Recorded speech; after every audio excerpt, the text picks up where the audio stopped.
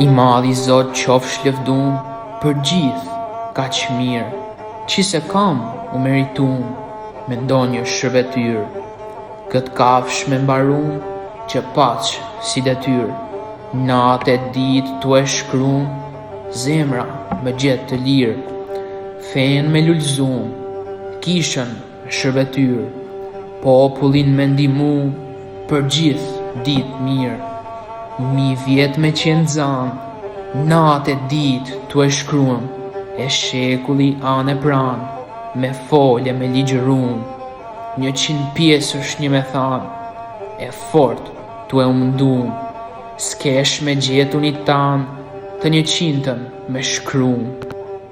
Në një kohë kur fjala shqipe rrezikonte të humbiste në heshtje, kur pushtuesi dhe errësira përpiqeshin të shuanin identitetin e një kombi, një zë u ngrit fuqishëm nga thellësia e shpirtit arbëror. Ky zë ishte Pjetër Budi, i peshk, shkrimtar, poet e adhetar i palëkundur. Në fillim të shekullit të 17, në Trojë shqiptare, Budi nuk shkroi vetëm për fen. Ai shkroi për gjuhën, për kombin. Me veprat e tij, ai hodhi themelet e rëndësishme në letërsinë e hershme shqipe, duke e kthyer fjalën në armë dhe librin në dritë. Po kush ishte ky njeri që sfidoi kohën e tij? 460 vite më parë, këtu në Gur të Bardhë në Mat, lindi një ndër figurat më të rëndësishme kombëtare, poeti i parë shqiptar, Pjetër Budi. Pjetër Budi lindi në vitin 1566 në familjen e dëgjuar dhe të vjetër të Budëve. Mësimet e para dhe formimin e tij intelektual e mori në vend, pranë disa i peshkëve të ndryshëm. Më pas, u shkollua në Kolegjin Ilirian të Loretos. Në 1587, në moshën 21 vjeçare, u caktua meshtar dhe shërbeu si famultar i thjesht për 12 vite në Kosovë dhe Maqedoni, në një jurisdiksionin kishtar të Arqipeshkëvisë së Tivarit, me vonë 17 vite të tjera si zëvendës i përgjithshëm i dioqezave të Serbisë. Përshëndetje gjithëve. Është një kënaqësi shumë e madhe që koncidova me këta nxënës edhe me juve të rrëfej pak aq sa di nga të partë e mi në lidhje me shtëpinë ku unë kam lindë jam rrit, ku jam edhe trashëgimtari i familjes Budi, si shumë tjerë këtu në lagje. Atëherë, s'mund t'ju them, kjo është ndërtesë e Budit, është rindërtuar përpara 250 vjetëve nga dy vëllezër që quheshin Abaza dhe Ymer Boda. Shtëpia është monument kulture për arsye se këtu ka lindur Budi. Dashuria mes dy vëllezërve, Abaza dhe Ymer Boda, është ndërtuar në mënyrë simetrike, si në krahun verior, ashtu dhe në krahun jugor. Ka dy hajat, ka dy dhoma këtej, dy dhoma në krahun e majtë dhe dy dhoma në krahun e djathtë. E njëjta gjë është dhe nën tokë. Gjatë kohës që shërbente si një zëvendës i përgjithshëm i dioqezave të Serbisë, shkruante në shqip për varfërinë e popullit dhe shprehte keqardhje për mungesën e shkollave shqip. Kur u emërua Peshkopi i Sapës dhe i Sardës, pas kthimit në Shqipëri, këmbënguli që ceremonitë fetare të zhvilloheshin në gjuhën shqipe. Pengesë serioze për zhvillimin e vendit, përveç perandorisë osmane, Budi pa dhe te klerikët e huaj, të cilët përçmonin vlerat kombëtare, duke u munduar të përçanin shqiptarët e bashkë me to përpjekjet e tyre për liri.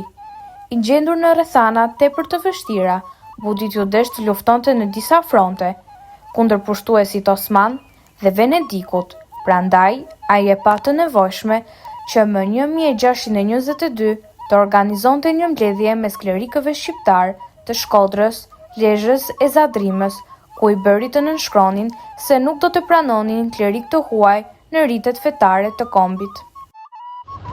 Siç është shprehur vetë Budi, Perëndia nuk i dëgjon ata që luten në gjuhë të huaj. Ai sa munda luftova me gjithë zemër, jo për lakmi e lavditë mrazët, por me një të madh dëshirë në ndihmë të adheut e gjuhës tonë. Ishte një libër për këshilla për ceremonialet fetare, ku thot mes këtë kafshë, këtë libër, I quhet Meshë e Buall. Shpesh është thënë që është poet, është përshtatës, është përkthyes etj, ku në fakt ka një keq kuptim të madh I cili do duket thelluar si argument. Ky debuti është përkthyes sepse doktrina krishtere pasqyra dhe disa tekste të ritualit janë përkthime nga italistja apo nga ateistja. Por ky debuti është dhe poet, sepse janë 3200 vargje, cilat ndodhen në 3 librat e tij, ku 19 poezi janë të dokrina, 3 poezi janë të pasqyra dhe një poezi e cila për mua është nga më të rëndësishmet, është rituali roman. Ajo poezi është ndërtuar me 16 rroksh, që shfaqet pastaj tek Neim Frashi, tek Bakti e Bujqësi, tek këngë pleqërishte e Poradeci. Dhe kemi të bëjmë do të thosha me 2 novitet. E para se shkruhet me varg monotolon dhe dyta se shkruhet me 16 rroksh, I cili gjen një shprehësi më vonë. E dyta, për mua ky debuti është edhe prozator, sepse është fjala për parathonje, pasthonje, është fjala për tekste, letra, epistolar, do të thosha të gjërë, I cili shkon në 171 faqe tekst dhe prozë, në të cilat marrin të dhëna të jetë shkrimit të tij, të biografisë të tij, se çfarë ndodhi në jetën e tij, në kuptimin fetar, adhetar, në kuptimin letrar, në kuptimin e besimit. Natyrisht, ky debuti është prit, por është edhe udhëheq shpirtëror I poezisë, I prozës, por përkohësisht privat. Ka marrë pjesë në disa nga kuvendet e organizuara në parë, është një kuvent 1614, cili bëhet në Prokopje për të bashkuar gjithë forcat e Ballkanit kundër pushtuesve këtu. Çuditërisht, për shkak të këtyre aktiviteteve, për shkak të fjalës shqipe, për shkak të poet prozatorit, ai në vjetor të 1622-shit mbytet në Juventri dhe është poet I pavakt. Dhe natyrisht, kjo është diçka sublime, diçka e dhimbshme, por në fund fare është një lloj sakrifice e bërë në emër të gjuhës shqipe, në emër të adhetarisë, në emër të besimit. Natyrisht, në ato çfarë unë kam parë, janë disa vargje që më kanë mbetur të këdhendura. Ku janë ata plej bujarë që qenë përpara ne, ata trima si matar të shpejt si të fe. Dhe numëron pastaj vjen Vasha që dhe mbyll me një frazë të jashtëzakonshme. Gjithë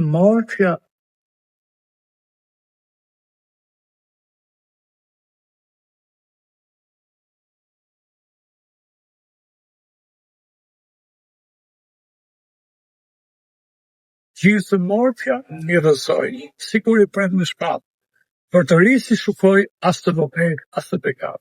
Jemi në vargje të rimuara, jemi në të rrokë proteik, jemi në atë momentin kur poezia gojore po kalonte në poezi të kultivuar tashmë autoriale. Ose ka një tekst tjetër, ku thotë ndore merri e këndoni, ju që dini me kënduam, dini vesh e dëgjoni, ju që dini me dëgjuam. Jemi në situata të vargjeve të shkruara në vitet 1600. Jemi në një moment ku do thoja identifikimi nëpërmjet gjuhës së shkruar është mjaft themelësor.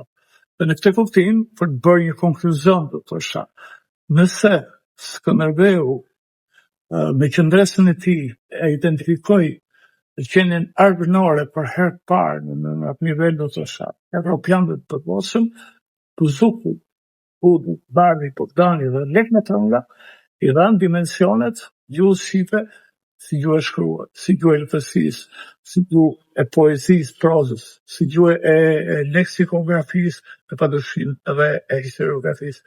Budi është njëri ndër ta.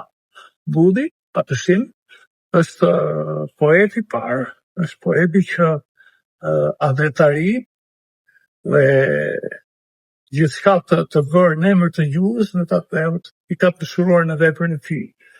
Normal që shumë fare nuk ndodhi rastisht që Budi shfaqet në trevën e mapit, sepse përderisa formula e pajësimit të thementi i parë i gjuhës shqipe shkruhet në 8 nëntor 1462 punat pjesë, tregon që kemi të bëjmë me një zonë që i ka dhënë historisë kombit, i ka dhënë historisë arbërisë, i ka dhënë historisë edhe të matit natyrisht.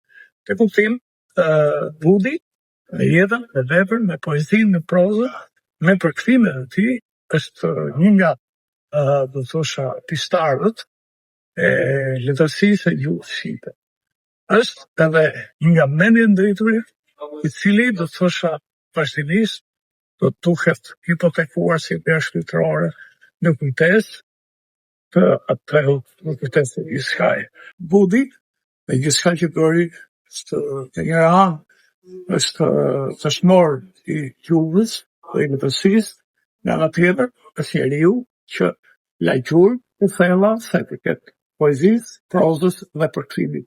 Duke qenë pjesë e letërsisë së shekullit të 16 bashkë me Tuzuku, me Bardhin, me Pëndamin dhe Matranën, shkruan një epokë të jashtëzakonshme të kulturës dhe letërsisë të gjuhës shqipe. Dore merri, këndoni, ju që dini me këndun, vini veshët e dëgjoni, ju që dini me dëgjun. Këto fjali ligjëroni, si këngë t'u e këndun, e me za t'i vjershoni, fort, tambël e të ngushtlun.